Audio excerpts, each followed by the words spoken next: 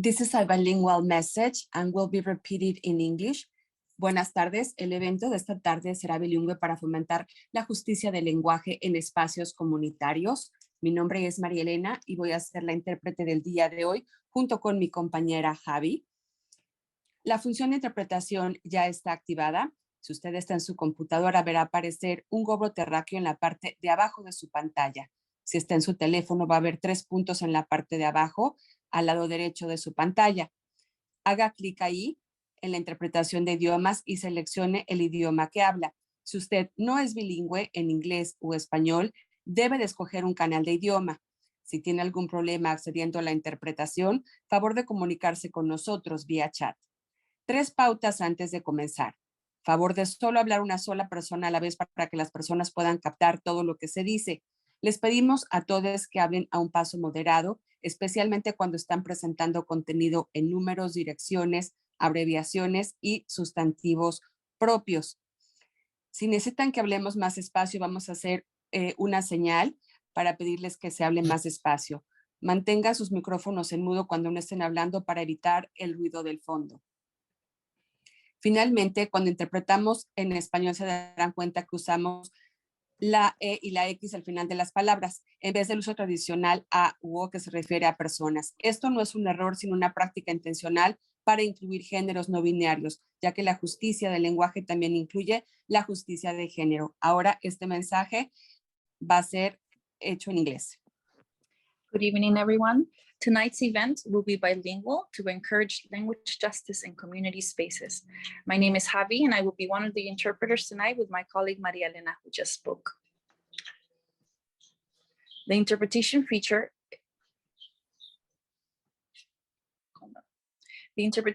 is now activated. If you're on a computer, you will see a globe at the bottom of your screen. If you're on a phone, you will see 3 dots at the bottom right-hand corner of your screen. You're going to click on these and select the language that you speak. If you're not bilingual in both English and Spanish, you must select a language channel. If you have any trouble accessing the interpretation feature, please let us know via the chat. 3 guidelines before we begin. Please speak 1 person at a time so we can capture everything that is being shared. Please speak at a moderate pace, especially for presenters and speakers when reading aloud numbers or sharing addresses, acronyms, and appropriate nouns, as we tend to speak a little faster when reading. If we need you to slow down, we'll make this sign on camera or may interrupt you to slow down. We also may share some symbols in the chat to help us with that. Please keep your mics on mute when not speaking to avoid background noise.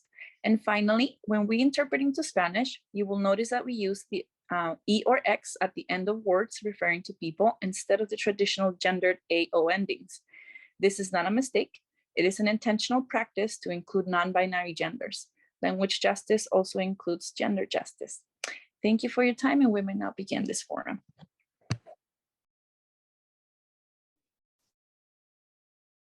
Thank you, Javi and Maria Elena, for that presentation. That was wonderful.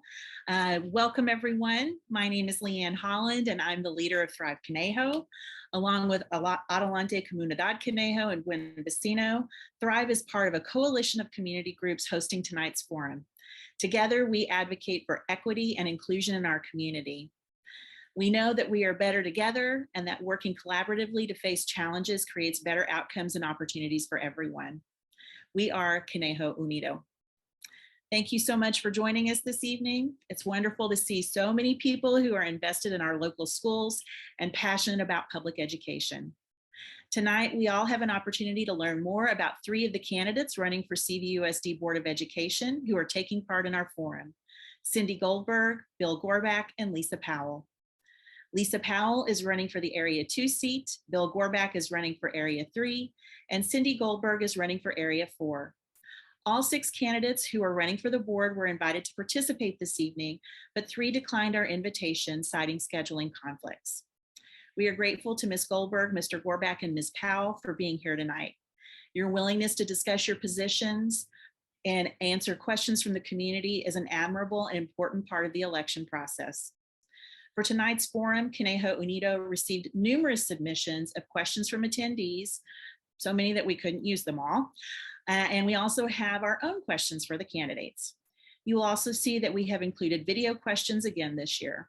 Our goal is to give the mic to advocates and the groups they represent who face barriers to learning and are not always heard in the broader community.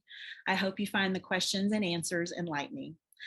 I would also like to, at this point out that we have closed captioning available for language accessibility. And so for anyone who wants to activate closed captioning, you click on the More button with the 3 dots and click on Live Transcript. And that will allow you to view the closed captioning. Okay, everyone. Now it is my pleasure to introduce the president of Adelante Comunidad Conejo, Linda Carl, who will introduce our moderator for this evening. Linda. And now it is my great pleasure to introduce our moderator for this evening, Dr. Adelante Peña. Dr. Peña is a wonderful leader, an asset to our community. She is the director and co-founder of the Autism and Communication Center at California Lutheran University. The center promotes practices that support inclusive schools and communities and empowers non-speaking and minimally speaking autistic individuals to choose and use alternative forms of communication to realize their full potential. Along with her advocacy, Dr. Peña actively supports autistic students to attend and succeed in college.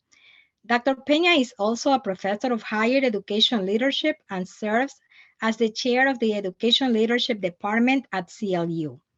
In addition to her scholarly publications, Dr. Peña is the editor to 2 groundbreaking books, Communication Alternatives in Autism, Perspectives on Typing and Spelling Approaches for the Non-Speaking, and Leaders Around Me, Autobiographies of Autistics Who Type, Point, and Spell to Communicate. Through her work and by example, Dr. Peña is truly making a difference in national conversations about autism, inclusion, and communication. Please join me in welcoming Dr. Adelante Peña. Thank you. Good evening and welcome. I am so pleased to have the opportunity to serve as your moderator for this forum. First, I'd like to share some guidelines for this event.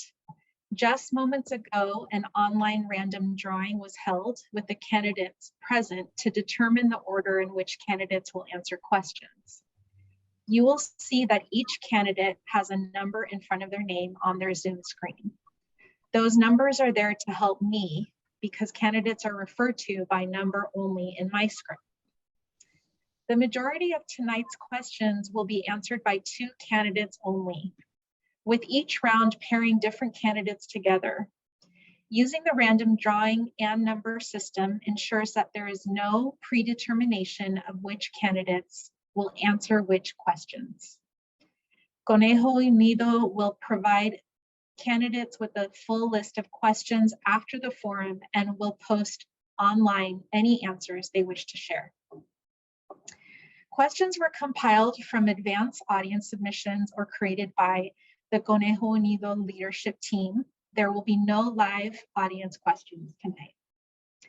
I ask that participants remain on mute to avoid noise disruptions. You are invited to use the reaction buttons in lieu of applause. Chat is available if you need to contact one of the hosts with a technical issue or question. I would also like to add that no photography, screenshots, or recording are allowed, except by approved media for their reporting. Conejo Unido will post the recording of this event online within a week or so. Respect for these guidelines will help all of us have a great event. So let us get started. So to begin, now round 1, we're going to begin with each candidate giving an opening statement. You will each have 2 minutes and we will proceed in numerical order. Our first candidate statement will be given by Cindy Goldberg. You have 2 minutes. You'll want to unmute yourself, Cindy. There's always one in the crowd, right? Glad we got that over with. I want to thank you all for giving me the opportunity to introduce or reintroduce myself. My name is Cindy Goldberg, and if you learn anything about me today, I hope it's the knowledge that I will do everything I can to help our students and our schools succeed. We are a CVUSD family. Our 3 children went through the system and are proud graduates of Thousand Oaks High School. The most recent graduated in 2020. I have a proven track record, relationships, and the knowledge base to do the job. If I don't know the answer, I know who to ask. The people doing the work, classified staff, teachers, counselors, administrators. I want to continue to focus our district on students and on communication and collaboration with all partner groups, as well as to provide transparent fiscal stewardship and accountability. I know what you know. Without the support of all groups, the core mission of CVUSD, providing and supporting exceptional educational opportunities for our students, wouldn't be possible. As someone who's worked throughout the district, both as a parent volunteer, as a parent advocate and leader, and in my former role as the executive director of the Conejo Schools Foundation, and as a trustee over the past 4 years, I fully understand the role and the importance played by all CVUSD team members, including, and in particular, our community partners. I have shown you all that I'm a person who will take your concerns and work on them. And I won't stop working until they're resolved. Sometimes it takes longer than we would like. Sometimes they don't resolve to everyone's likeness or happiness, but I am not one to shy away from any conversation or chance to make things better for everyone. While none of this is about me, I take it all very personally. I have spent my time in the Conejo volunteering and working, and I hope to be able to earn your vote. Thank you very much. Thank you, Cindy. Our next candidate statement will be by candidate 2, Lisa Powell. You have 2 minutes. Great, thank you everyone, and thank you for sponsoring this forum. I'm Lisa Powell, I'm the new kid on the block. I'm running for Area 2. I grew up in California, an hour up the road in Goleta, and I'm a proud product of California Public Schools, both K-12 and the University of California. My family is made up of people dedicated to service, including public school teachers, government employees, therapists, nurses, social worker, and law enforcement. I'm a longtime Thousand Oaks resident with 2 sons. One's in college and one's a CVUSD student currently. I'm a social worker who does research in public schools. And in this role, it's enabled me to spend time regularly in schools listening to all the voices involved: parents, teachers and staff, students, administrators.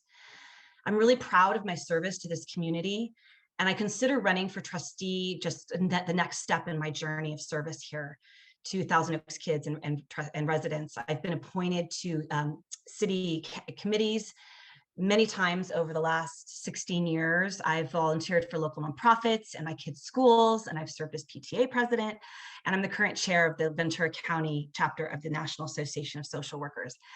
I believe in the power of public education. Public education is complex, but it is essential. We must educate and develop all of our youth. And so many families see their child's school as an opportunity, as a way for them to get educated and have a good life. I see that in the schools I work in, and it's very personal to me too. My parents, who both grew up in low-income households, were provided opportunities through public education that allowed them to dream big. None of my grandparents earned college degrees, and my dad was the first to go to college, and we're very proud of that. So thank you so much for having me, and I really look forward to our discussions tonight. Thank you, Lisa.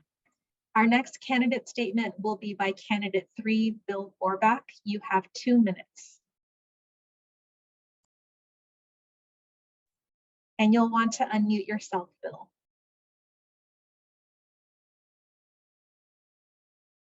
Let's try that again.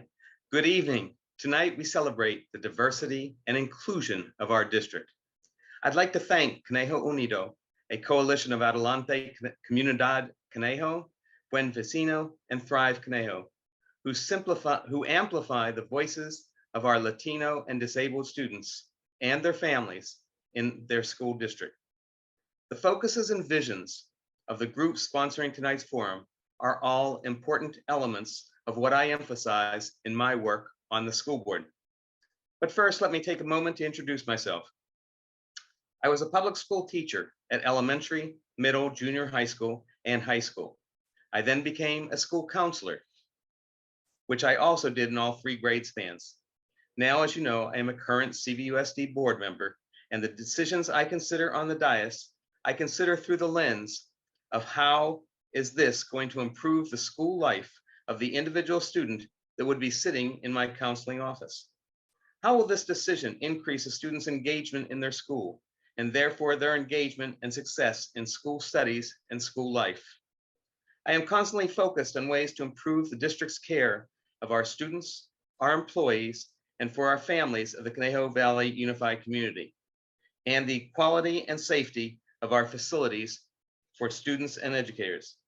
My vision is that the district and each student's school engages and involves each student, employee, parent, and guardian to the extent that the students and families feel their educational program is designed to meet the students where they are and build upon their interests and goals and aspirations to bring them to their greatest potential. I want to thank you for giving me the opportunity to address you tonight, and I look forward to speaking with you and earning your vote. Thank you. Thank you, Bill. Thank you to the candidates for introducing yourselves. Now we will begin the Q&A portion. In this first round, the question is from Conejo Unido and will be answered by all candidates. We will begin with candidate number 2, Lisa Powell, and proceed in numerical order. Each candidate will have 1 minute to respond. The first question is, what do you envision your legacy to be once you retire from the Board of Education? Lisa, you have 1 minute. Great, thank you. When I think about what I would like to see after I have served on the board is, of course, that we're further along on our road of some of the things that have begun in terms of some of these issues related to equity, diversity, and inclusion. I know that these are big focus areas right now, as well as I'd like to see full implementation, for example, of universal design for learning, which we're just in the district is in the early stages of right now. I'd like to see fuller implementation, of course, of our social emotional learning, which is in the early stages right now. And I want to see that we've become more data-driven as a district, and so that we're able to really look at the impact of these types of programs, as well as other programming that we may have in the district, so that we have a really clear understanding of all that we've accomplished during that time. Thank you. Candidate 3, Bill, the question is to you and I'll repeat it once for the audience. What do you envision your legacy to be once you retire from the Board of Education? You have 1 minute. Thank you. My legacy, I hope, will be that people will know that I treated the policies that we did not from a group, all 16,500 students, but an individual, that there's 16,500 individual students, that we included them, that we honored them for who they are, and that we brought them forth as individuals and celebrated who they are as individuals. I also want my legacy to be, as I said, diversity, that we celebrate the diversity, the inclusion, and the individual work of our staff, our students, and our families. Thank you, Bill. Candidate 1, Cindy, same question. You have 1 minute. I've been so busy dealing with the work of the board, I haven't actually thought about the legacy. So I think it's a really great question because you're making me think on the spot. So great. I guess I would say that I really would like to see the growth and support and inclusion that we've started amplifying continue and be so seamless that we don't actually necessarily need to focus so heavily on it because it's just ingrained in the fabric of this community. I want families to be happy. I want students to look back and think, wow, I was prepared. I mattered. I made a difference. I have had every opportunity to grow and learn and be my best self, and families to feel like they have a part in it, and teachers and staff at all levels to feel like they did a good job, because at the end of the day, that's what it's about, making a better future for everybody. And so I guess that's what I'd like my legacy to be. Thank you. Thank you, candidates, for answering that question. Our next question is a video question, and will be answered by all candidates, beginning with candidate 3, Bill. Each candidate will have 1 minute to respond. The video question comes from Gabby Lopez, current CVUSD student trustee and chair of the Student District Advisory Committee. Please start the video.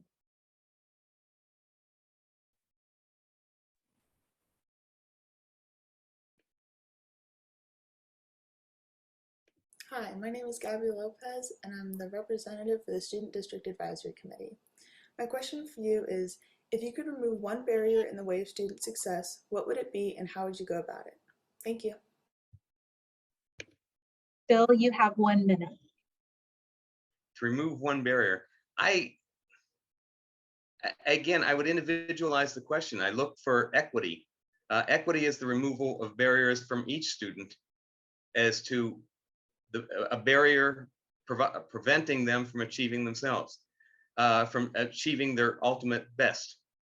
A barrier is certainly that I would want every fellow student, staff, and community member to celebrate that student for who they are, to celebrate their individuality, and to celebrate their identity as to themselves, so that no student feels that they're left out, that all students feel they're included.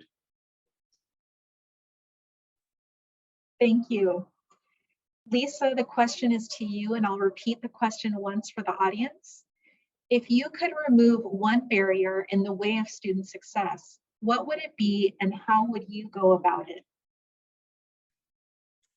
Thank you for that question, Gabby. I think that my answer would be related to equity and really trying to shift from some of our more maybe old ways of teaching or just running schools that are more of a one-size-fits-all into the more individualized approaches that we want in order to achieve equity and really meet the needs of each individual student, which is what we're sort of in shifting into right now, I think, as a district. And so in order to accomplish that and kind of take down that barrier, it would really be looking at these evidence-based programs that we think are going to indeed help us do better at meeting the individual needs of students. And hopefully a universal design for learning, for example, is one of those programming options that is going to make a difference. And we know that these are big shifts that we're going to be making as we implement further, but I think that we're on the right path. Thank you, Lisa. Cindy, same question, you have 1 minute. So first, I love that Gabby was the first video, so thanks for doing that. I think that the one barrier, I'm reminded of the movie City Slickers. It's the one thing. Everybody has a different one thing. And so figuring out what that one barrier, the most important barrier to someone's education, is really what the game is all about. And how to go about that is using relationships to connect and communicate. Really, communication is the key to all of it, and trying to figure out what do you need? How can I help you? Asking those foundational questions. I told a story at the board meeting last night about a teacher who has 150 kids on their caseload, for lack of a better word, but on their rosters, 150 students, but took the time to read an IEP before school ever started and call a family and say, I know these are what it says I legally am required to do, and of course I want to do those, but what else can I do? And I just think that approach is so critically important. Looking at data is wonderful, but the story behind the data is what always drives me. And so I want to get better at figuring out what the story is and how to have a happy ending. Thank you, Cindy. Our next round will be Conejo Unido questions with the candidates answering in pairs. The first question will be directed to candidate 2, Lisa, and candidate 3, Bill, with Lisa answering first. The question is, after the upheaval of the past few years, many students are still having difficulties managing social interactions and school expectations.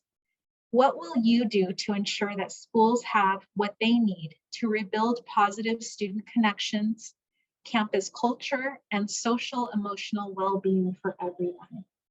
You have 2 minutes.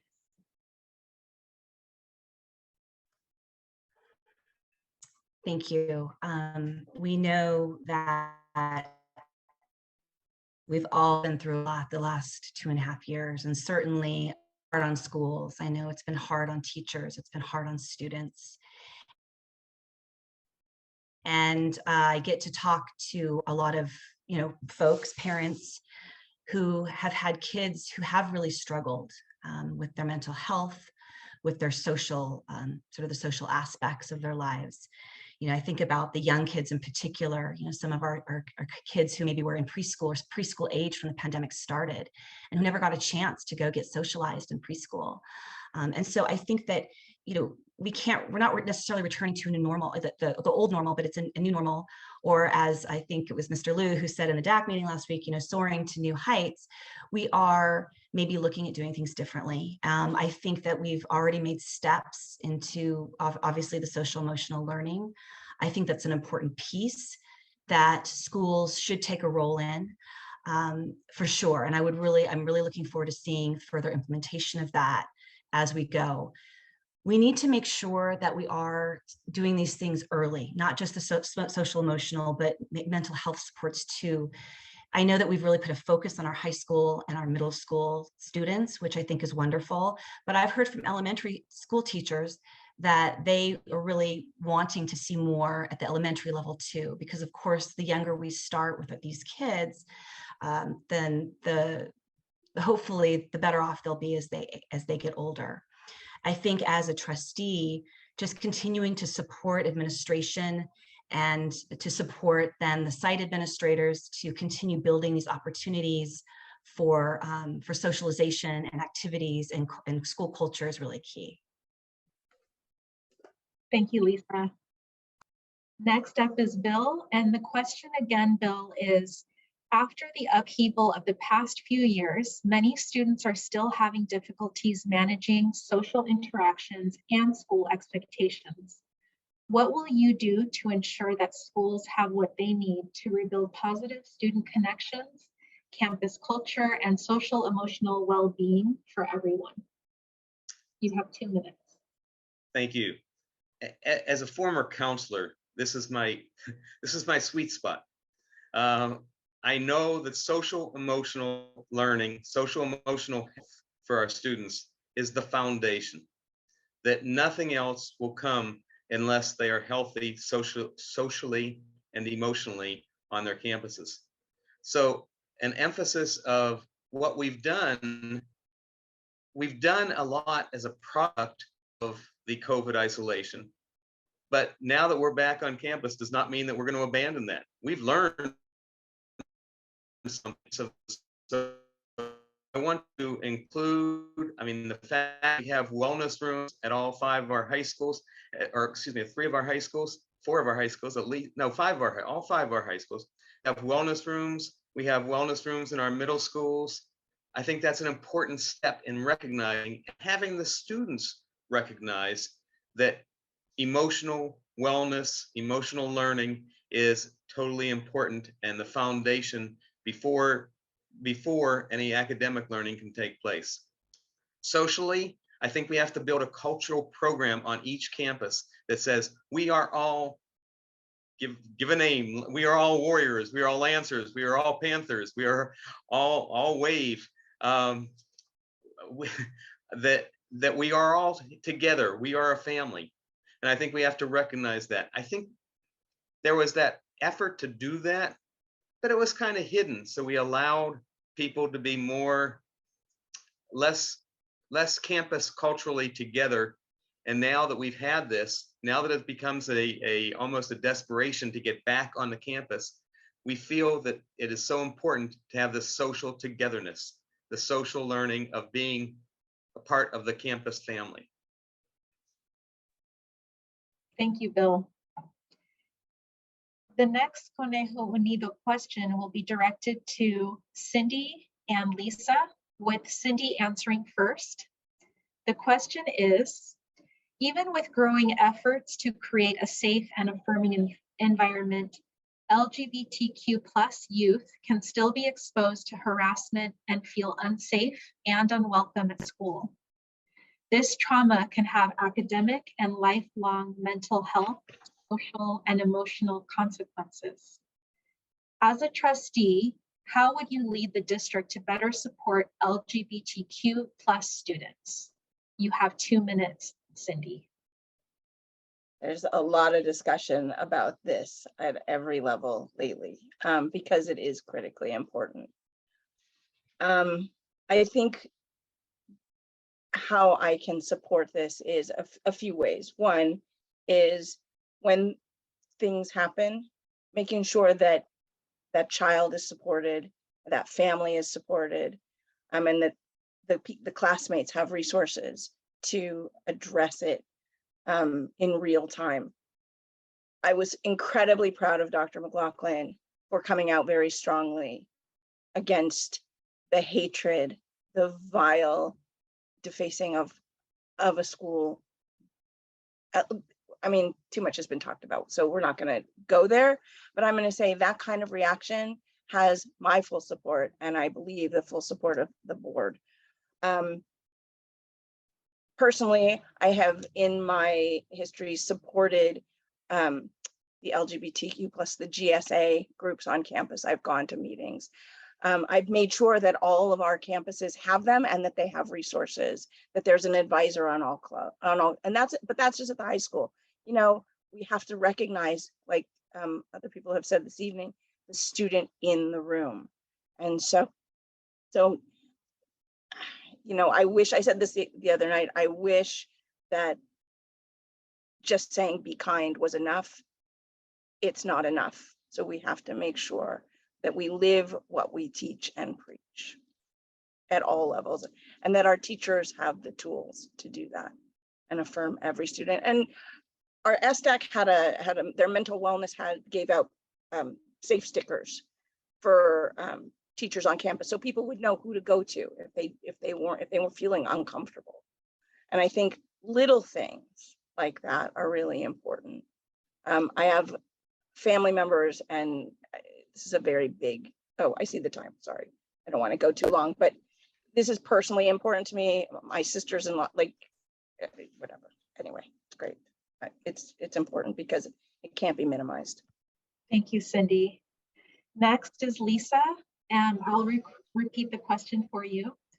Even with growing efforts to create a safe and affirming environment, LGBTQ+ youth can still be exposed to harassment and feel unsafe and unwelcome at school. This trauma can have academic and lifelong mental health, social, and emotional consequences.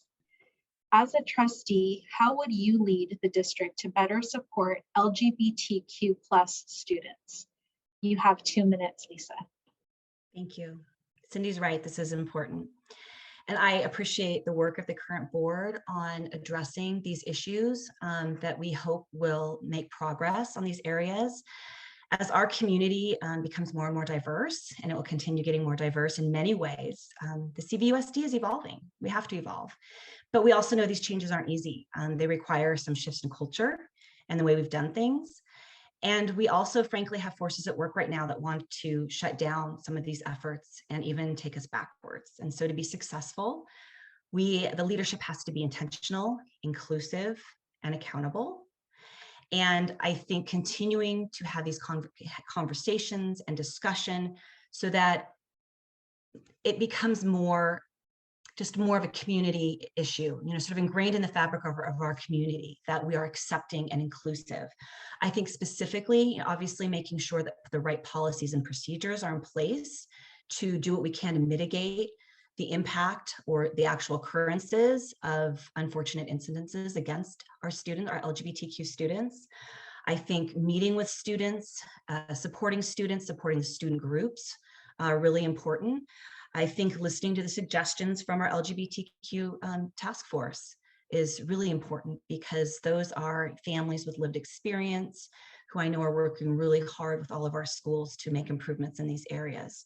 And then finally, just lifting up the voices again of the families and the students that are LGBTQ, and so that they know that they're loved and they're accepted, and that school is a safe place for them. Thank you, Lisa. The next Conejo Unido question will be directed to Bill and to Cindy, with Bill answering first. The question is, districts across the country are facing acute shortages of teachers and staff who work directly with students, and many teachers are leaving the field, not only because of increased post-pandemic expectations, but also due to a divisive political climate.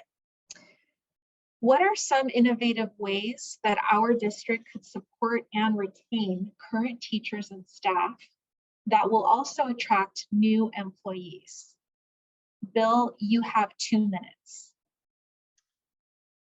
I think the first thing is to show our teachers and staff that we honor them, that we honor the work they do.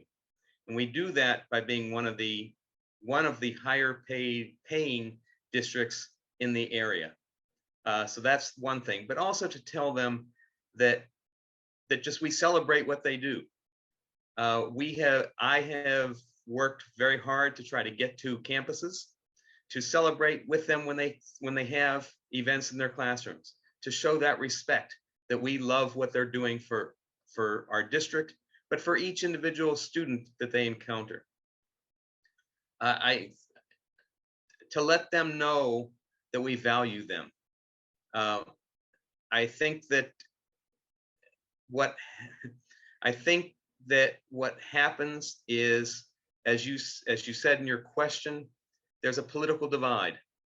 That has a lot to do with the adults in the community. I think to show our teachers and staff that we value what they do and that we stand behind them and we stand behind their work with our students. I think by doing that, by solid pay, by backing them, they will feel that this district respects them. Now, I know some people have you mentioned boards across the country. Some communities have elected people that don't respect public education or don't respect their board. I think for our teachers to show them that we respect them, we respect public education, we respect what those teachers are doing for our students and our families, that hopefully that esoteric value will keep them to want to stay at Conejo Valley Unified School District. And it's not just the esoteric. Again, we're one of the higher paid districts in the area, so it's more than just esoteric, it's money. Thank you. Thank you, Bill. Next up is Cindy, and I'll repeat the question for you. Districts across the country are facing acute shortages of teachers and staff who work directly with students, and many teachers are leaving the field, not only because of increased post-pandemic expectations, but also due to a divisive political climate. What are some innovative ways that our district could support and retain current teachers and staff that will also attract new employees? Cindy, you have 2 minutes. That's a lot to unpack. I ran for this position 4 years ago because I was tired then of the politics that were dividing our community and our schools. I have never been about anything but our students and student achievement. And I think politics belong in the government classes and in the civics lessons, not in dividing this community. And public school is the foundation of that democracy. So I can't say that strongly enough. I think that creating a climate that people are happy to come to work, that competitive salaries and total compensation packages are really important. They go a long way because this is a profession after all, and treating our teachers as the professionals that they are with the respect that they deserve and that they have earned is really important. That's across the board though, not just our teachers, but our administrators and our staff in general. Making sure that we have meaningful professional development opportunities, that they can learn and grow and feel respected, I think also helps. And listening to them, including them in the key conversations about education, because quite frankly, they are on the front lines, and it's not the same schoolroom as it was back when I was there. And who better than today's teacher? I think we also need to be intentional about our hiring practices, which we are and have been doing a much, we've been looking at them and being intentional about how do we recruit, and how making sure that people fit. And then once they're here, making them feel like they belong, because this is a CVUSD family of families. Our next round will consist of questions submitted in advance by attendees, with the candidates answering in pairs. The first audience question will be directed to Bill and Lisa, with Bill answering first. The question is, regarding special education, what is something that CVUSD is doing really well that you want to help support? And what do you see as an area that needs improvement? Bill, you have 1 minute.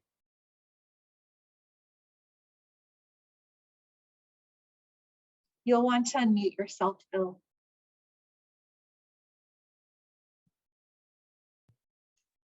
Okay, I'll start again. As a counselor, I work very closely with special ed. It's a field that I am very familiar with. I think that we implement our IEPs, our individual education programs well. I think we have cooperative meetings with our families for the most part. And I think we try our best, remembering that we are stewards of the budget as well, but we try our best to have comprehensive, complete special education programs. I think sometime I have heard where we've missed area as far as a weakness. I think I've heard sometimes where we've maybe have not assessed an area where one member of the team thought maybe should have been assessed. And our assessment should be very complete for each student. Thank you, Bill. Next is Lisa, and I'll repeat the question. Regarding special education, what is something CVUSD is doing really well that you want to help support? And what do you see as an area that needs improvement? You have 1 minute. 1 minute. Oh my goodness. I feel like I'm always learning about special education programming in our district. I have many friends who have students with disabilities, and I've heard some of the frustrations as well as the joys, especially the dedicated and high quality staff that really embrace these students. I'm really excited about efforts to have inclusion of our students, of our special education students. And I'm really excited to see more of the co-teaching happening. I know that this year it has moved into the elementary at Aspen, and I'm really looking forward to kind of seeing how that is implemented and hearing from families about what that means for their child as we are trying to move to a higher level of the LRE goals that we have. In terms of what we can do better, I've also heard good positive things about getting better in terms of the IE process, but I know that there are still the frustrations with feeling, from some families feeling that they'd like to see things be a little more proactive than reactive on the district's end. Thank you, Lisa. The next audience question will be directed to Cindy and to Lisa, with Cindy answering first. The question is, how will you balance the needs of students and teachers and be fiscally responsible? Cindy, you have 1 minute to respond. Well, that is just not enough time, because the truth, the hard reality is that 87% of our budget is staff costs. And actually, if you think about it, staff costs, for the most part, directly support the students. So you can say all of it is student driven, but it doesn't leave a lot for programs and extras, because it just doesn't. How do you balance? Truthfully, conversations, resources, making sure that the programs that are in place are actually doing what we think they're doing. and making sure that our teachers have the tools to actually implement these.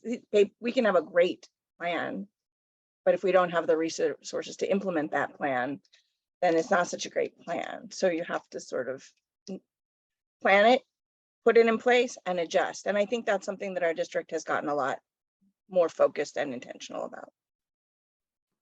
Thank you, Cindy. Next is Lisa, and I'll repeat the question. How will you balance the needs of students and teachers and be fiscally responsible? Lisa, you have 1 minute. I'll start with the fiscally responsible part. You know, I do believe in doing whatever we can to prioritize our resources going to classrooms, which, like Cindy said, you know, already 85% of our budget is to our staff.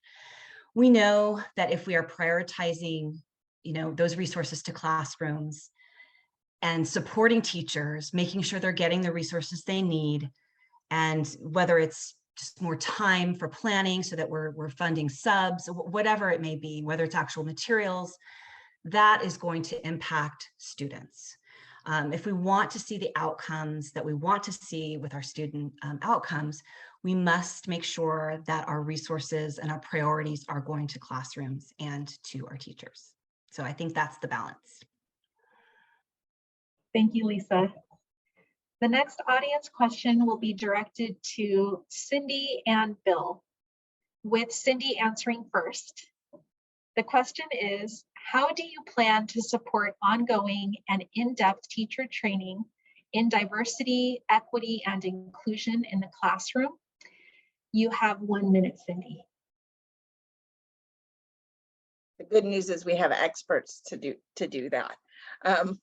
We have very focused professional development, and I think that with the addition of our new assistant director of diversity, equity, and inclusion, that raises it to a whole new level. It's embedded in universal design for learning professional development that's ongoing, and we just had a whole presentation about all the opportunities, and diversity, equity, inclusion was a repeat theme, and having teachers weigh in on what do they need to support, for example, the LGBTQ+ student that's in their classroom, or the bilingual student, or the student with disabilities. Like, there's so many opportunities, and we are working very focused and intentionally on providing professional development for that.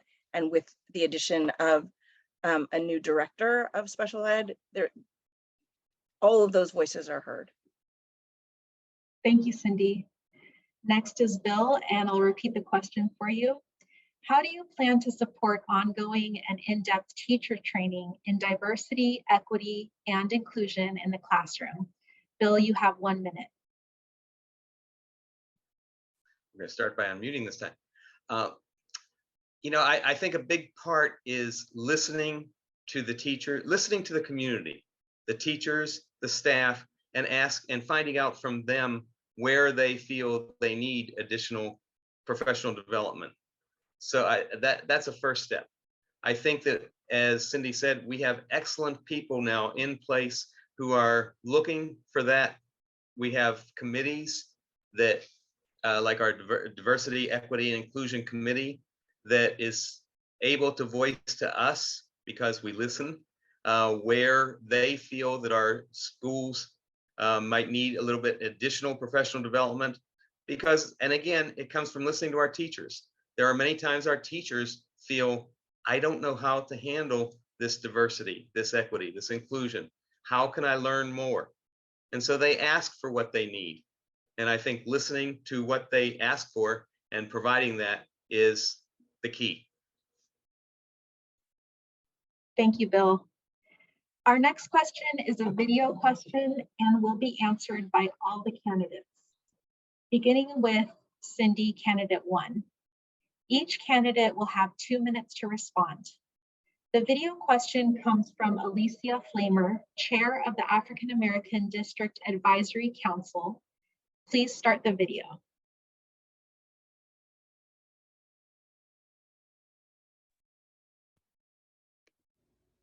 Good evening, school board candidates. My name is Alicia Flamer, and I am the chairperson of the African American District Advisory Council, and this is my question. Issues that generally affect Black students in CVUSD are academic achievement gaps in areas like CASP scores and college and career readiness rates, as well as both overt and covert racism. What policies and practices would you prioritize and champion to address these concerns and support Black students so that they feel more accepted and achievement gaps start to close? Great, so we will have Cindy respond first. Cindy, you have 2 minutes. So thank you, Alicia, for that great question.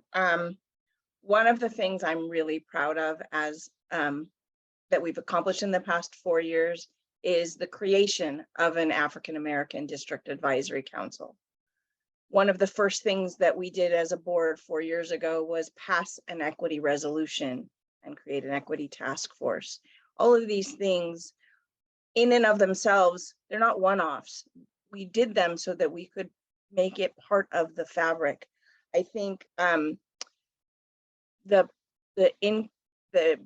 practices of supporting the BSAs on campuses, making sure that our voices are heard, our parents are heard, our teachers get some culturally responsive training, that our core lit is representative. There's so many things that we have done to make sure that representation matters. We have a new director of equity and inclusion. As I mentioned before, there are the policies that we put in place and trainings, anti-bias trainings that we have brought in, I think are a first step. We have a long way to go, but I think that making sure that we actually hear what's being said. I go to those ADAC meetings when I can, and to listen, to really hear the experiences of our families is powerful motivation for us to do and be better. And so we owe it to each student and each family in our district to make sure they have what they need to succeed. Thank you, Cindy. Lisa, the question is to you, and I will repeat the question once for the audience. Issues that generally affect Black students in CVUSD are academic achievement gaps in areas like CAST scores and college and career readiness rates, as well as both overt and covert racism. What policies and practices would you prioritize and champion to address these concerns and support Black students so that they feel more accepted and achievement gaps start to close? Lisa, you have 2 minutes. Great, thank you. As many of you know, I've been in the field of social work for a long time, and this field prioritizes values like the dignity and worth of every person. And so issues of racism and discrimination have been very important to me to try to address personally and professionally. And I'm supportive of the work that this district has been doing in recent years, but we know, on equity and diversity and particularly when it comes to our Black students, but the work's only begun. We have a lot of work to do. The diversity of our student population just is going to be just continue, and we need to figure out how to catch up and how to address it. We know that children learn more effectively when they feel more connected to school and when instruction and materials have relevance. And so that's why we see state requirements that are requiring more inclusive and diverse representation in curriculum and lit. That's why we need to have staff that is representative.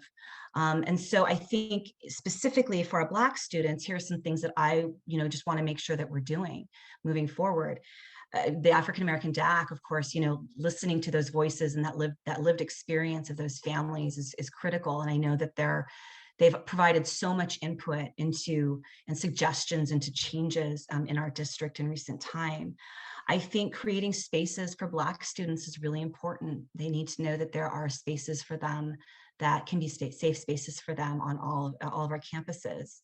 I think, again, the representative literature, curriculum, and staffing are all areas that we need to be working on. And finally, an area that I know there was some work done in professional learning this year that was talked about in the meeting at Tuesday night, was the anti-bias work.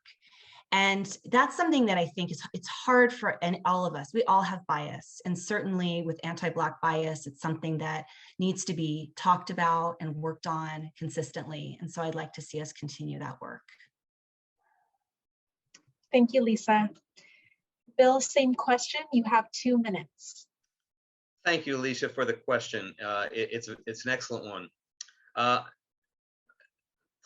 Your question implies exactly the importance of closing the gap, and that is to make sure that to encourage or to build the engagement of our students. When students feel engaged in their campus, they're going to give more and give more of themselves into the effort. And in that case, in that way, they will become more engaged and therefore close the academic gap. Yes, I take great pride in the fact that within these last 4 years, we've brought on the AADAC. Now, our students obviously don't attend, and that's why part of it has been shifted to evening meetings. But the students knowing that we have a DAC for their parents specifically hopefully will make them feel that we respect the African American families. I think another way that we've engaged is that we have, in the last 4 years, we have fought to increase the amount of literature that reflects our African American students and in their involvement in campus. When you come to school and the only thing you study is books that don't pertain to you, you're not going to study that much. So I think that having the literature books that reflect our student body is an important aspect. I think having the ADAC for the ADACs, as I mentioned, for the parents, but having the Black Student Union on campuses to show that we honor them with individual organizations that reflect them. And I think it's kind of like other organizations. It's not just for the Blacks, it's for it's for alliances of both the whites who support and the Blacks. And I think having that brings people together, engages them on campus, and makes them all feel a part of their community. Thank you, Bill. Our next round will be Conejo Unido questions with the candidates answering in pairs. The first question will be directed to Bill and to Lisa, with Bill answering first. The question is, school shootings were once a rarity, yet today, the possibility of a school shooting weighs heavily on the minds of students, families, and educators. As a trustee, what would you do to ensure that students and staff come home safely every day? Bill, you have 2 minutes. This is a tragic question. I'm sorry that you have to ask it. I'm sorry that the writers have to ask it. It's a tragic question that our students have to do shooting drills. You know, when I was in school, fire drills were the thing, and we did them and it was routine. But shooting drills come because of society, and it's tragic that we have to do that because it's an emotional issue for them. You know, I said Tuesday night that if you really want to learn what's happening in our district, the place to go are DAC meetings. We had at last DAC meeting a week ago Monday, we had a great presentation. Tuesday. We had a great presentation that of our staff in school, in the district, and also our police force, showing how prepared our schools are and how prepared our police are to go on campus and know what to do all the time. I think I would like to see that same presentation done at each school for the students to know that they are there. Yes, we have to take precautions. Yes, we have to have drills. I hate the emotion that comes with those for the students, the fear and the scare, but our schools are protected. Our schools are locked down. We have to do more work. They're not complete.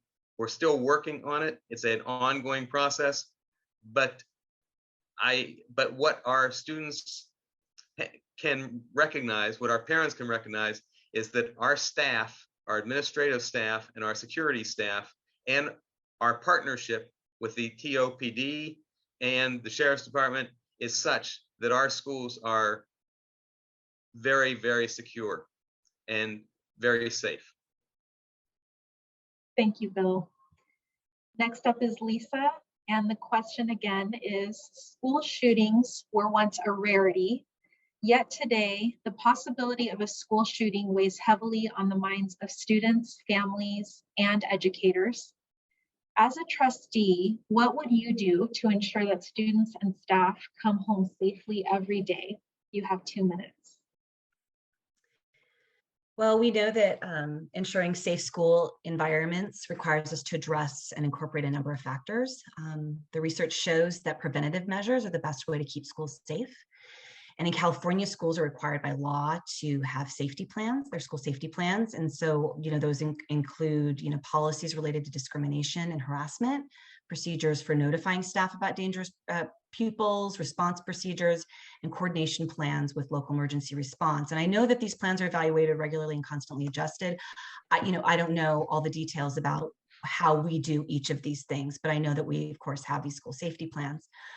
And as well as I know there's a new, hotline, tip line that we're, putting into effect this year too, to help in this effort.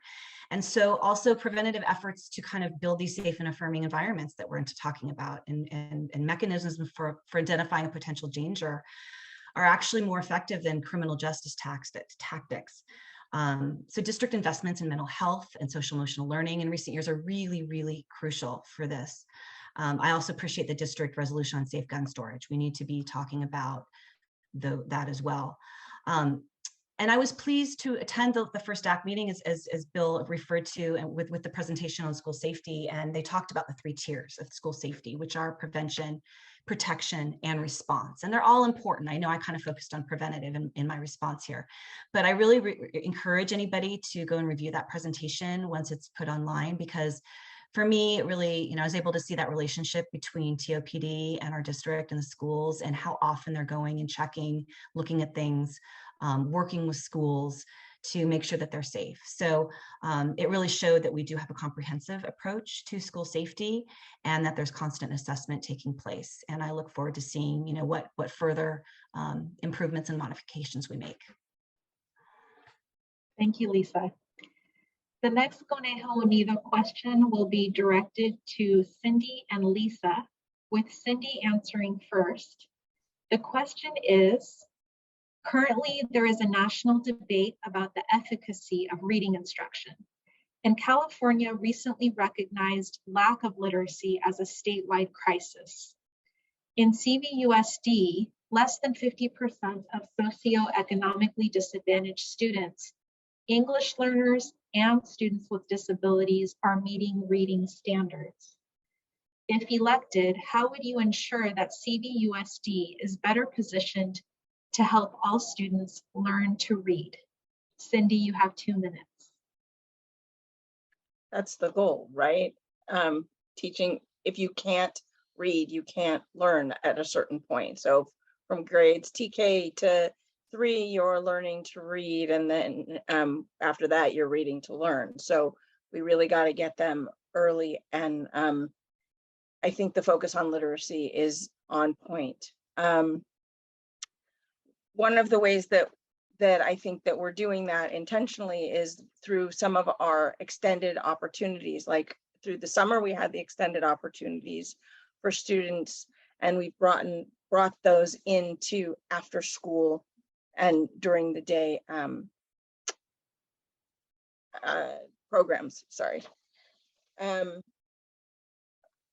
It's really important that we make sure that our students have materials that they can see themselves in, even as early as kindergarten, and that the materials are available in ways that they can read them. And I'm not a literacy expert. I'm not, but we have a lot of them in our teachers and in our parapros, and we have specialists that come in, and there's a lot of support out there, and we have to use our connections and our are experts in very efficient ways, and make sure that the programs that are in place are actually doing what we think they're doing. So in that plan,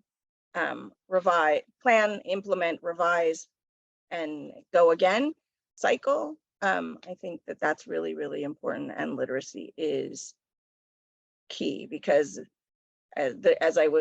when I was little, reading is fundamental. It is, because so much is based on that, and it opens a lot of doors, whether it's fiction or nonfiction. It enables you to read, enables you to learn, sorry, and grow. Thank you, Cindy. Next is Lisa, and I'm going to repeat the question. Currently, there is a national debate about the efficacy of reading instruction, and California recently recognized lack of literacy as a statewide crisis. In CVUSD, less than 50% of socioeconomically disadvantaged students, English learners, and students with disabilities are meeting reading standards. If elected, how would you ensure that CVUSD is better positioned to help all students learn to read? You have 2 minutes, Lisa. Well, I'm also not an educator or literacy expert, and so I can't speak to what the way I think we should be teaching children how to read. Will depend on the experts to tell us how to do that. But I know there's a lot of controversy right now in terms of how we've been teaching literacy.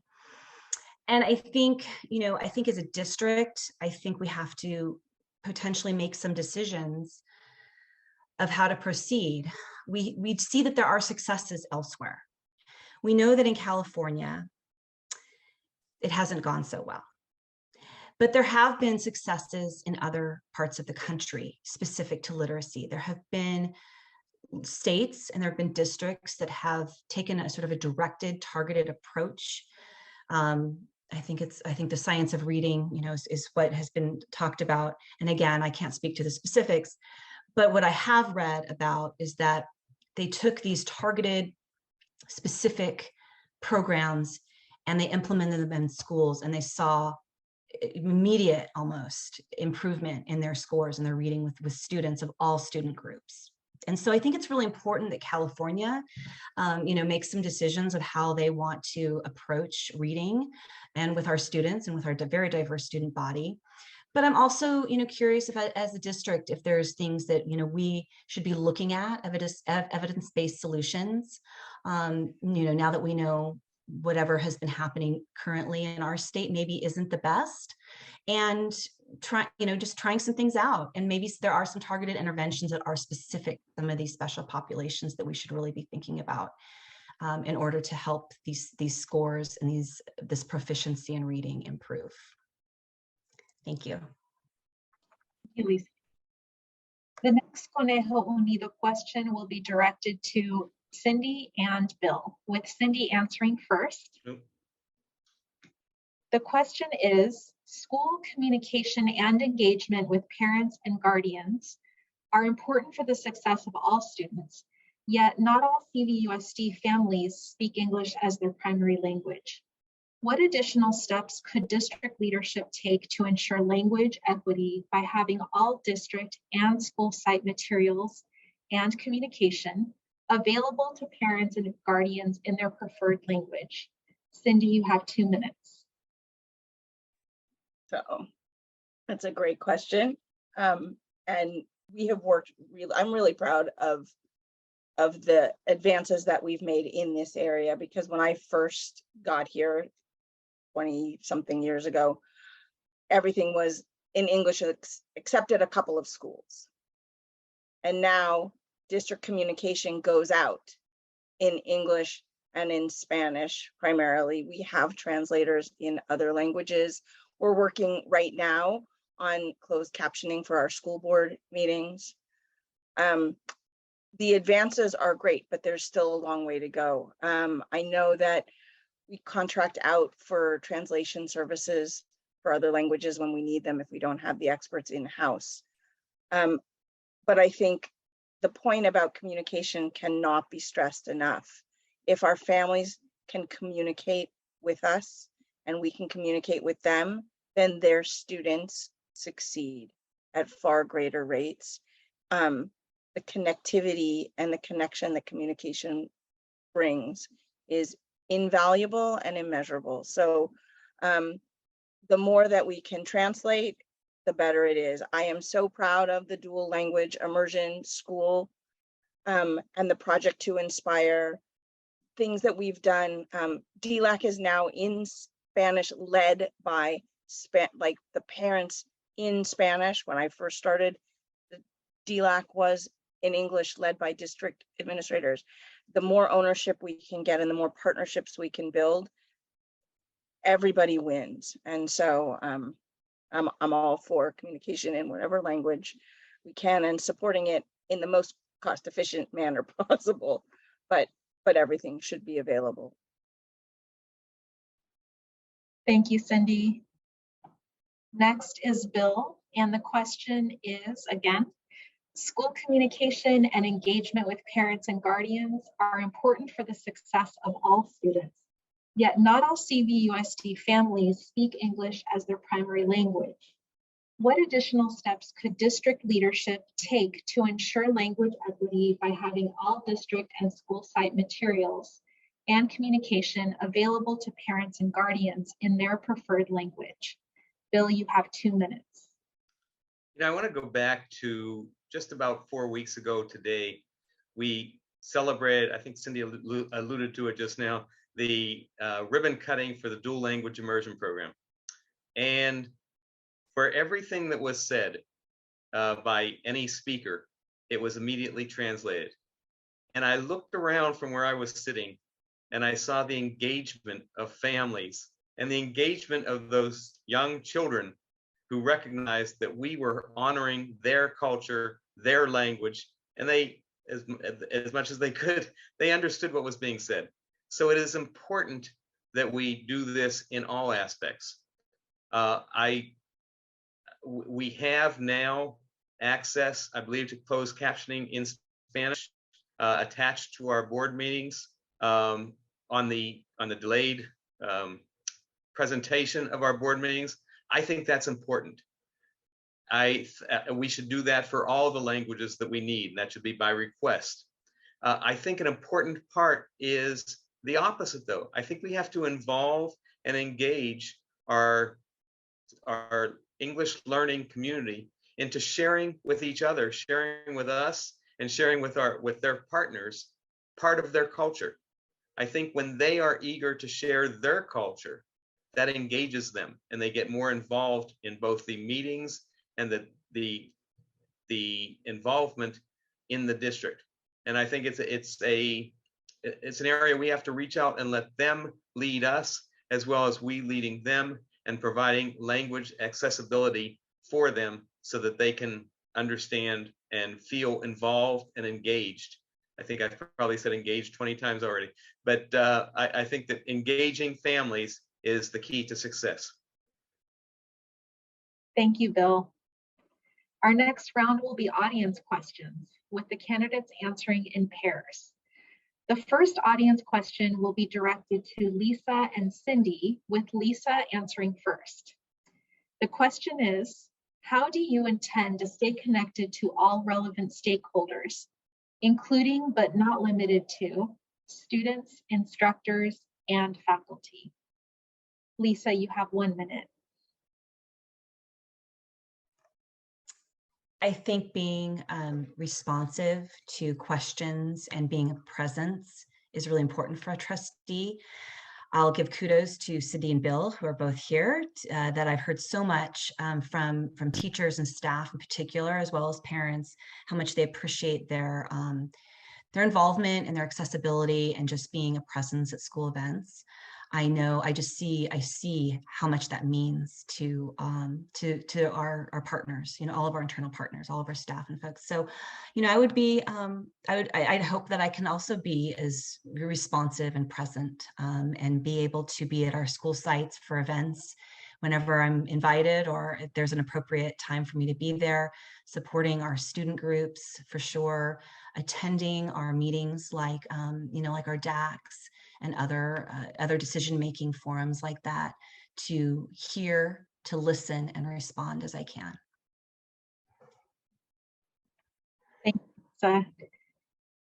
Cindy, the question again to repeat is, how do you intend to stay connected to all relevant stakeholders, including but not limited to students, instructors, and faculty? Cindy, you have 1 minute. So I love the question because I feel like it's my lane. I've spent a long time just making those connections and communicating with those stakeholders and the new ones. You know, we get a new crop every year. There's more students and more parents. Much to my family's chagrin, I get stopped all the time. And I appreciate being able to help somebody who has a question about how to navigate the system, or needs help with something in their classroom, or just wants to share the great things that are happening on their school site. Whether you're a classified staff or a teacher or admin, parents, students, all of them, my door is always open. Most people have my cell phone number. And if I can answer it, I will. And if not, I'll text you and say, oh, I'll call you back. I don't plan to stop that. I just am hardwired to not stop that. So sorry to my family.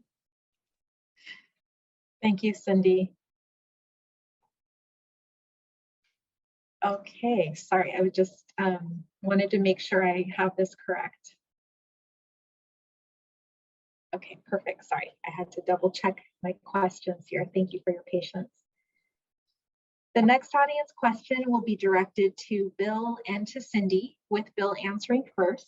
The question is, do you see yourself primarily as a representative of the community or as a representative of the school system?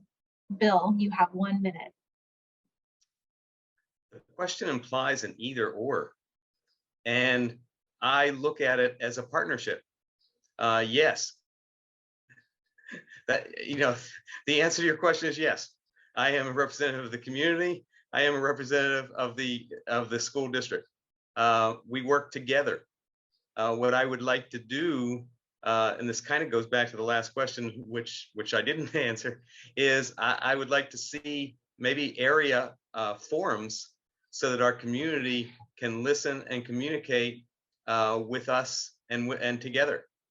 But I guess the question is a false premise or false dichotomy, that the important thing to emphasize is that our community is a partnership with our schools are a partnership with the community.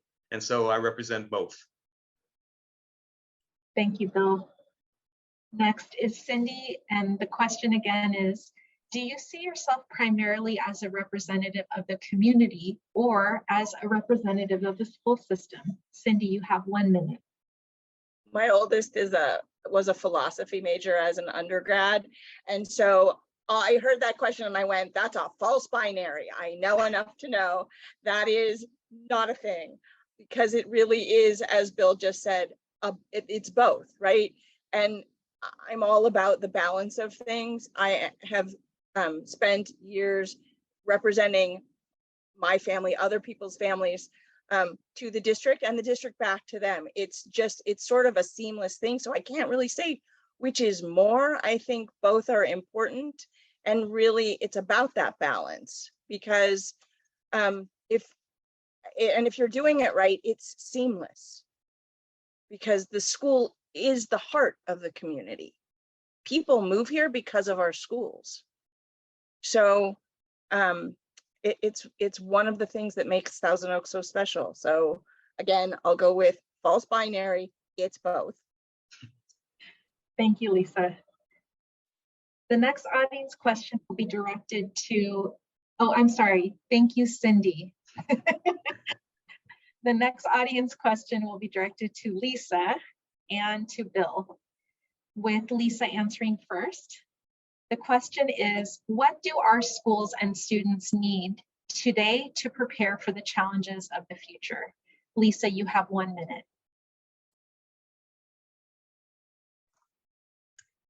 I'm trying to remember whose Twitter it is. I think it's one of our school staff that says, you know, we're preparing our students for a future that doesn't exist yet. And it's such a different, it's such an ever-changing world that, and we know that we have to make some shifts to do things differently to make sure that our students are prepared for the future. And we're doing some of that. I think certainly with some of these, you know, the social emotional learning that and mental health supports that we're building in, because the social emotional learning those are life skills. Those are going to help them be successful in life and relationships and help them to have successful lives. We don't want to see any failure to thrive young adults after they're done with the CVUSD. But also, I think, of course, as our world, the technology gets more and more important, I think that we can really be doing more in that realm as well, and really integrating technology more into our classrooms and daily school life. Thank you. Next is Bill. And again, the question is, what do our schools and students need today to prepare for the challenges of the future? Bill, you have 1 minute. You know, the great John Wooden, the great UCLA basketball coach, said, we don't work to prepare for the challenges. We work to prepare and make us the best we can be. So I think that by preparing our students to be the best they can be, socially, emotionally, intellectually, is the best thing we can do to prepare them for the future, is have our students be so readied that they go into their future, whatever that future is, whether it be further academic study, whether it be an apprenticeship at a job, whether it be military, that they go into that future being the best that they can be. And then they can encounter any future challenges that come about them. Thank you, Bill. Our next round will be a Conejo Unido question to all candidates, with Cindy answering first. The question is, when controversy arises over issues brought before the board, how will you respond to parents and community members whose personal or religious beliefs do not align with board decisions or district policies? Cindy, you have 1 minute.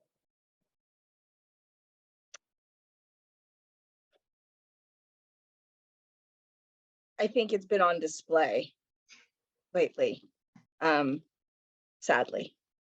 A lot of times it actually starts and begins with empathy and understanding, because really the parent in front of you wants what's best for their child.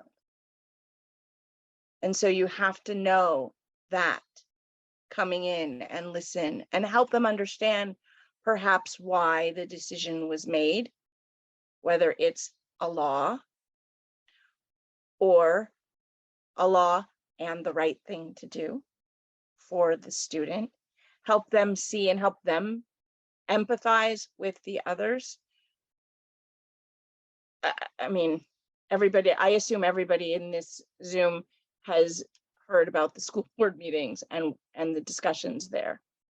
And I think that those are, if you want to see how I would respond, it's that way. Those are the public facing, that's the public facing, but I have a lot of conversations with people who have differing views. Thank you, Cindy. Lisa, the question's to you, and I'll repeat it once for the audience. When controversy arises over issues brought before the board, how will you respond to parents and community members whose personal or religious beliefs do not align with board decisions or district policies? Lisa, you have 1 minute.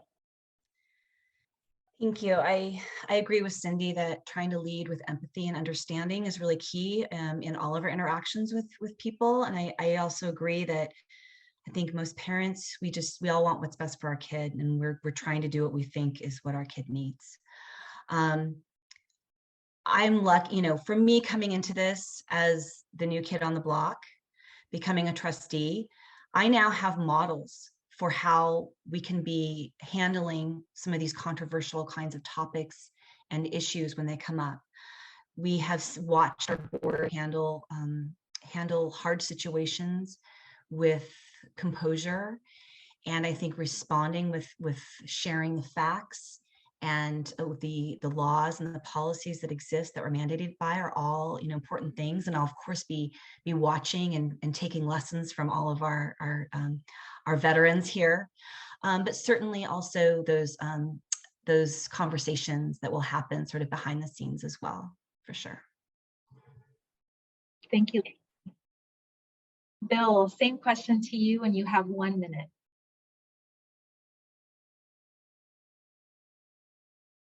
You're gonna want to unmute yourself.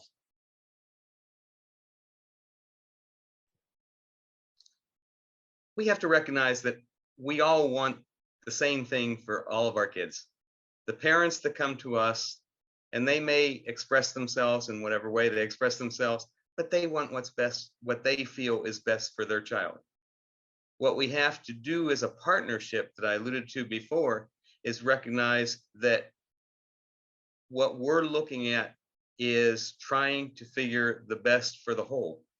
And so we have to understand that that parent is fighting for their child, and we respect that. But we're fighting for the generic best for, and this is the only time I'm going to lump everybody into one category, but we're fighting for the very best for 15,500 or 16,500 students. And what may be best for one individual family might not be the best overall policy for all families. So what we try to do is individualize our solutions. There are situations where I'm out of time. Thank you, Bill. Our next question is a video question and will be answered by all candidates, beginning with Lisa. Each candidate will have 1 minute to respond. The video question comes from Erin Bell, Chair of the Special Education District Advisory Council, and her daughters, Madeline and Vivian. Please start the video.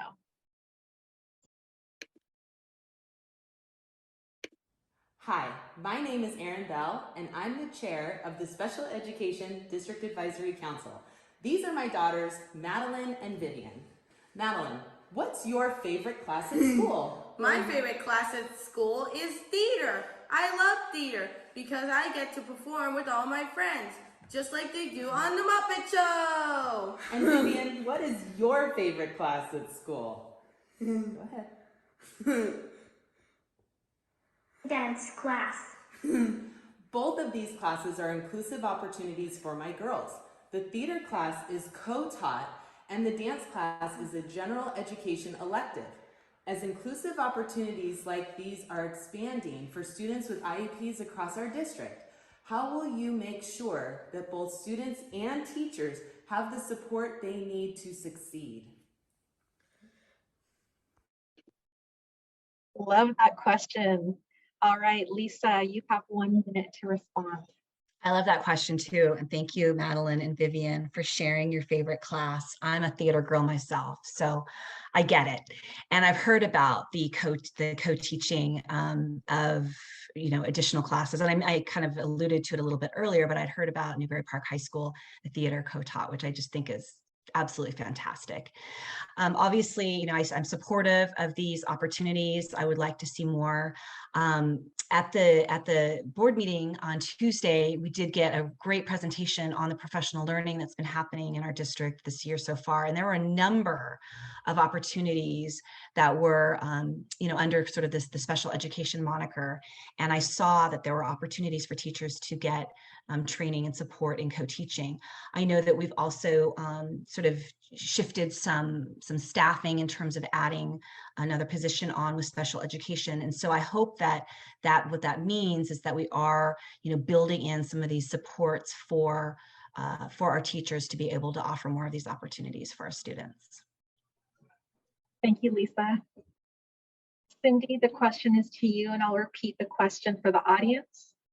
As inclusive opportunities like this are expanding for students with IEPs across our district, how will you make sure that both students and teachers have the support they need to succeed? Cindy, you have 1 minute. So I appreciate the question, Erin, Madeline, and Vivian, and I really actually appreciate it, not just for the obvious reasons, but because it shows how connected those opportunities are, how connective, IVE, those opportunities are for students. And it matters, it really matters. I think that how I would do that would be by asking the question, what do you need? Are you getting what you need? And if not, how can I help? How can, who can I point you to talk to make sure that you're having the best experience possible? Training is fantastic. Supports in the classroom are fantastic. Expanding the opportunities like with theater at Newbury and dance, and actually the unified sports across the board, sparkles at all of our high schools and in some middle schools. Lots of different ways to connect, but making sure that those, we don't just have and throw out the opportunity, but that it actually is supported by the district and by practices. Thank you, Cindy. Bill, same question to you. You have 1 minute. The glow on Madeline and Vivian's face sums up our whole night here.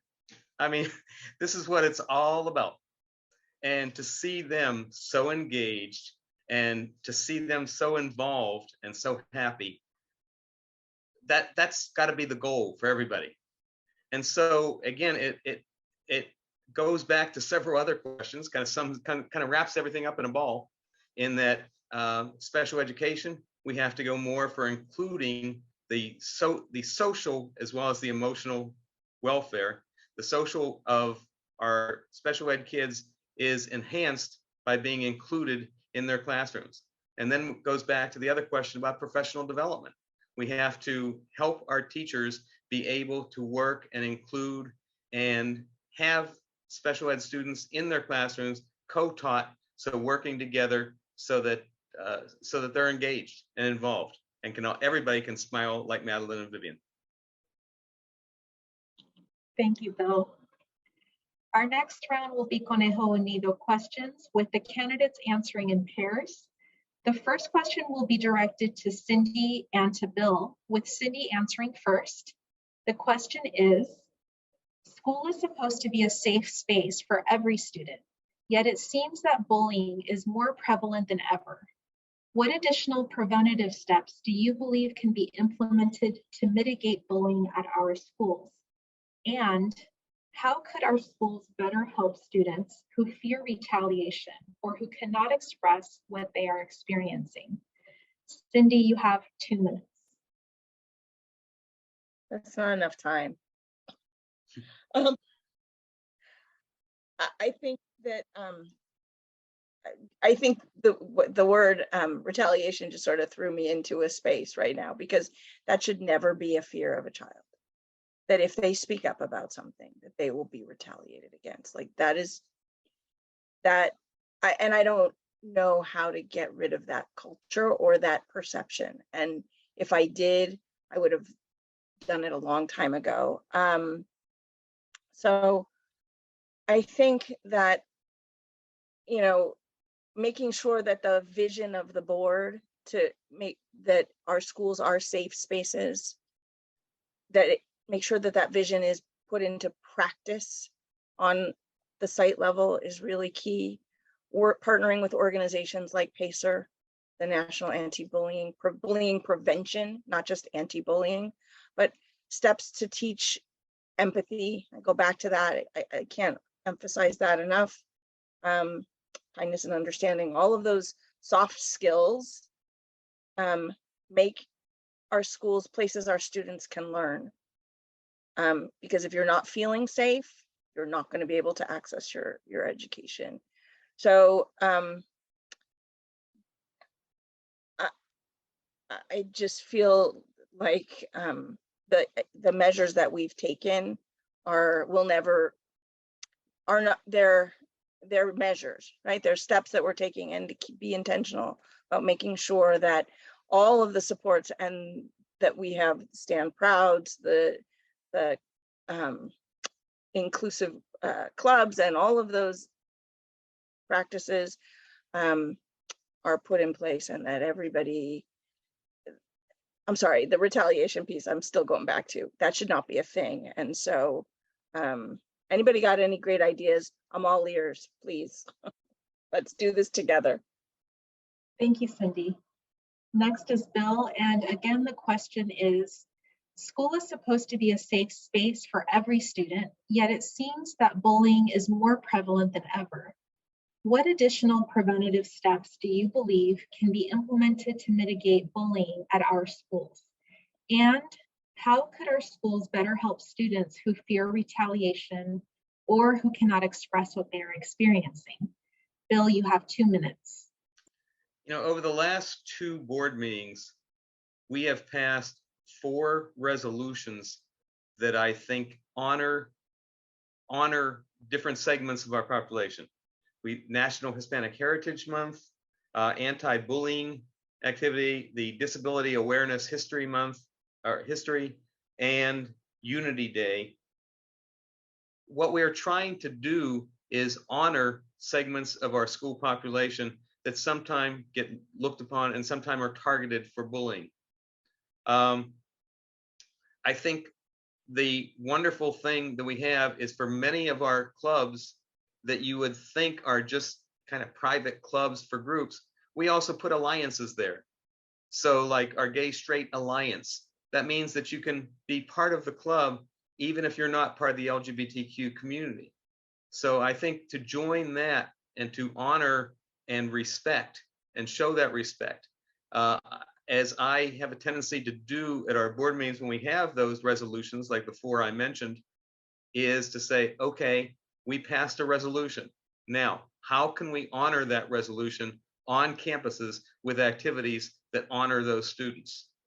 And so I think by doing that, by explaining, by seeing, I mean, we have an ethnic studies course that I think is an honor for other students to see what our immigrants of various kinds have overcome to be members of the society in our country. I think by doing that, you gain respect, and you gain respect for those students. And I think hopefully by learning about their trials and tribulations, that it will reduce the disrespect that is represented by bullying.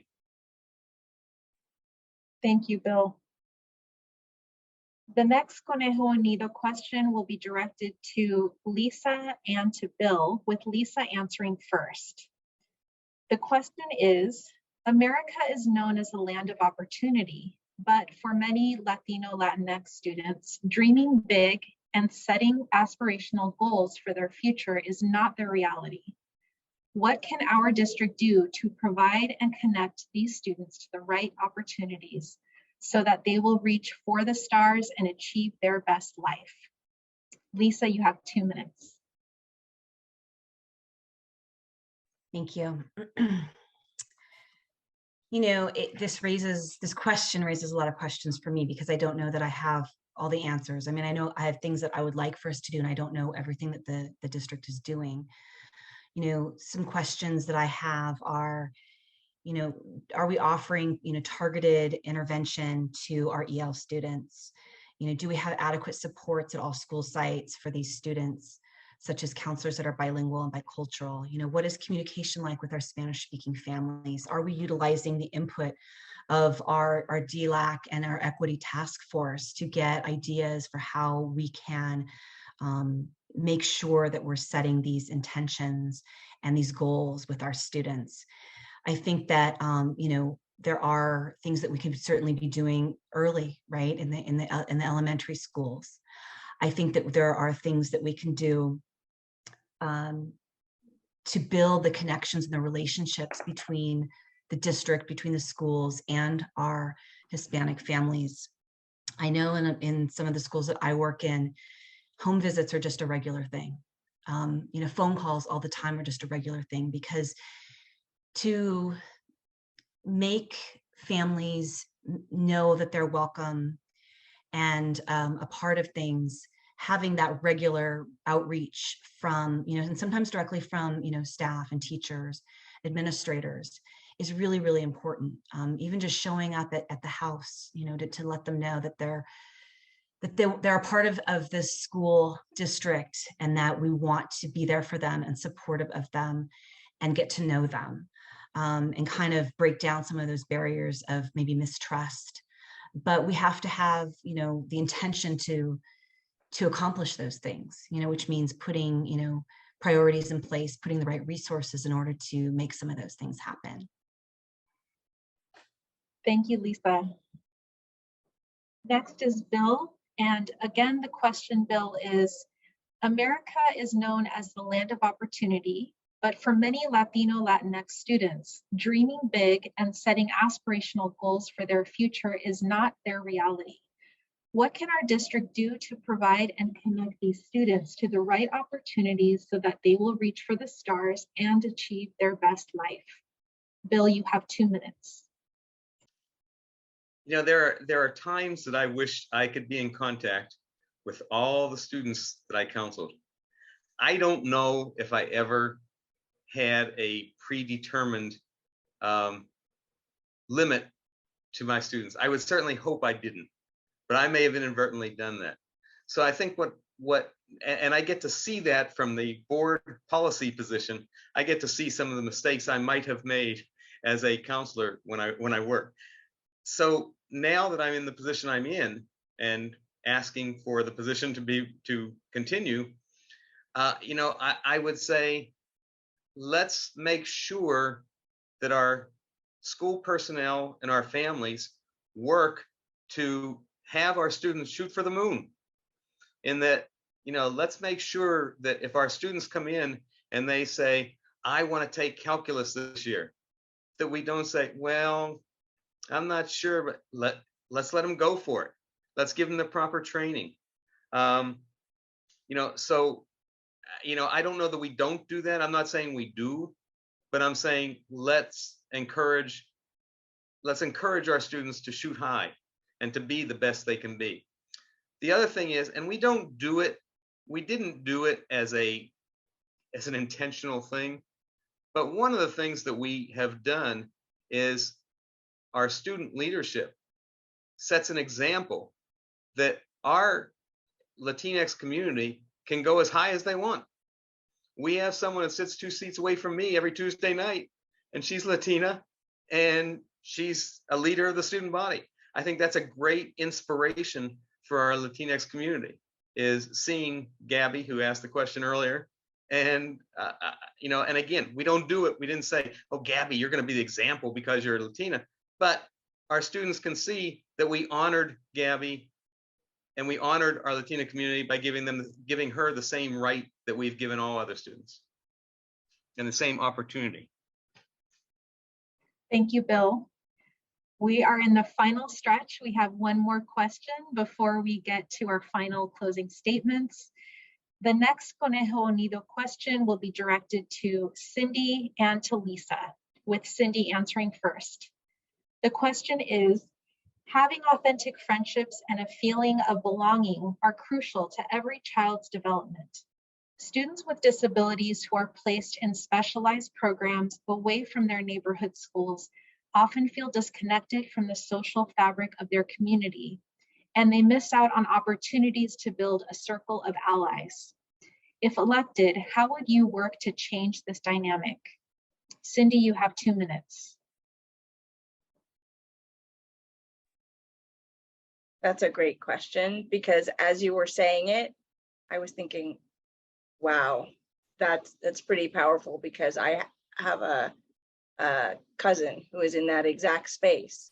And I think, what can I do to help him and his whole family do that? And I think part of it has to do with resources, but part of it has to do with making sure that the connections on campus transfer over to their daily life. So that's for their day-to-day life. But I know that building friendships is hard. and being intentional about creating spaces for those friendships and those relationships is important. A lot of our schools have tried things like buddy benches and all of those on-campus activities. I think being as inclusive as possible, and LRE, making sure that the LRE for a given child is met. So, which I recognize in specialized programs isn't quite the same. But it goes back to communication, community, and building true relationships in the ways that you can. I've watched actually some of our CDAC leaders and the struggles they've had with their own children, and the successes that they've had have to do with when their child is feeling connected to their campus, their teacher. And Conejo isn't that big. So if your neighborhood school isn't your school, that doesn't necessarily mean your community isn't the Conejo community. So, but. Thank you, Cindy. Next is Lisa. The question again is, having authentic friendships and a feeling of belonging are crucial to every child's development. Students with disabilities who are placed in specialized programs away from their neighborhood schools often feel disconnected from the social fabric of their community, and they miss out on opportunities to build a circle of allies. If elected, how would you work to change this dynamic? Lisa, you have 2 minutes. I think that all parents, I think probably one of the number one things that we all hope for is that our students feel like they belong and can find friends. I think some of us have watched our kids struggle with that, and just hoped that they would find one friend, because I really think that just having that one friend even is really important. This is something I've heard about from families with who have students with disabilities, that they've been frustrated that they haven't been able to go to their neighborhood school. And I do realize that it's a resource issue, and it's something that's definitely, for me as somebody who's learning about these challenges as I'm coming in, it's something that I know I want to explore more. And I think that we need to, as we talk about the importance of connection for all, again, with equity and wanting to address the needs of all students. And we know that connectedness and belonging is such a key piece for all of our students. I just think that's something that we have to prioritize and figure out, are there solutions that we can make, not only to make sure that those students are finding ways to connect with other students at the school that they're attending, but also perhaps that neighborhood school in their own community. Lisa. So that concludes our Q&A portion of our evening, and now we'll move into candidate closing statements. Our first closing statement will be given by Bill. Bill, you have 1 minute. First of all, I'd like to thank Conejo Unidad. I'd like to thank the organizations that make up Conejo Unidad. And I feel a real partnership tonight.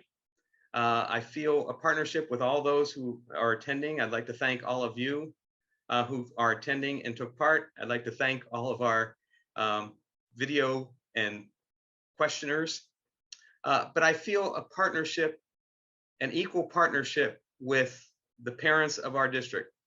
And I want to express that. And I hope that you feel the same partnership with me, and that we are working together for the benefit and the best results for all of our students. And I hope to continue doing that. I hope I've earned your trust and respect.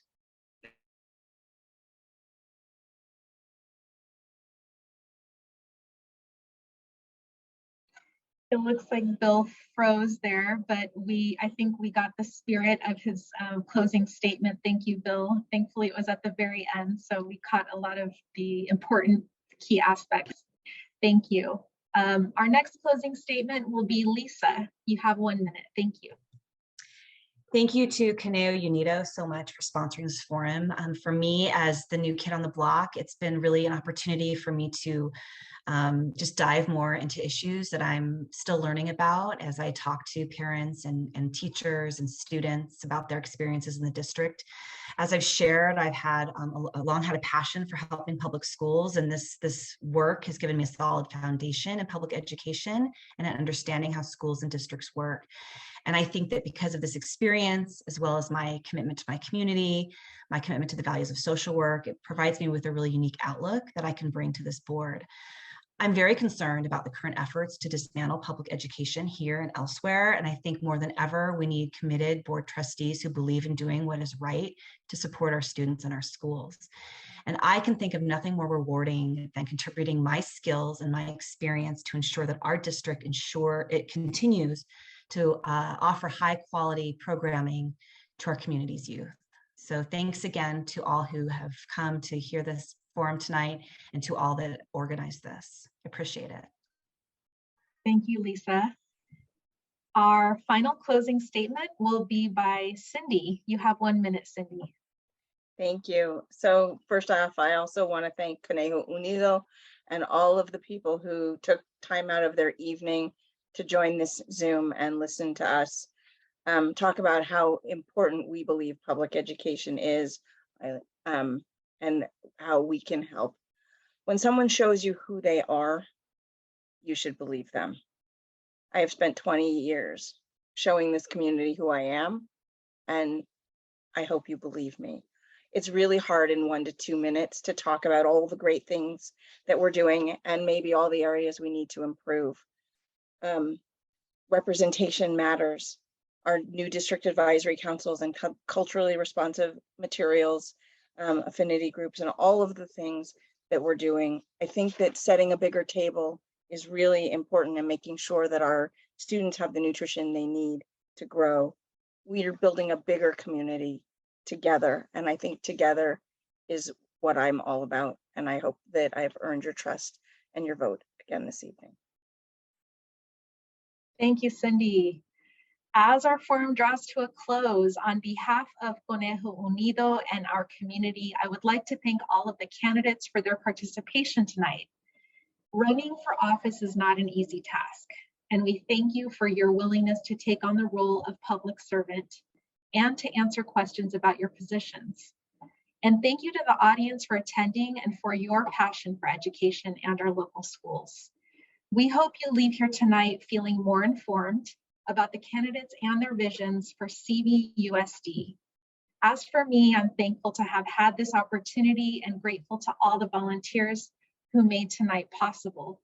Thank you and have a good night. Dr. Pena, I'd like to thank you for the job you did as far as monitoring and monitoring this event. Thank you. Thank you very much. Have a good night, everybody. Friends, I'm going to just say a closing word. I'm Willie Lupka, Executive Director of Buen Vecino, a member of Conejo Unido. We urge everyone who is eligible to vote to make sure your voter registration is up to date, to cast your vote in the upcoming election, and to encourage your friends, family members, and coworkers to do so as well. Links to a map of drop-off locations and in-person voting locations in Thousand Oaks is being dropped in the chat, and a link to the Ventura County Elections Division where you can check your voter registration. We invite you to join us next Thursday, September 29th, for another virtual forum featuring candidates running for Thousand Oaks City Council. And the registration link will be dropped in the chat, and you can find it on all of our social medias. Thanks again to our interpreters, our tech team, to the community members who provided questions, to our wonderful moderator. Thanks to all the candidates, and especially thanks to all our neighbors who attended this evening. We hope the event was informative and helpful to you. Gracias a todos y buenas noches. Good evening.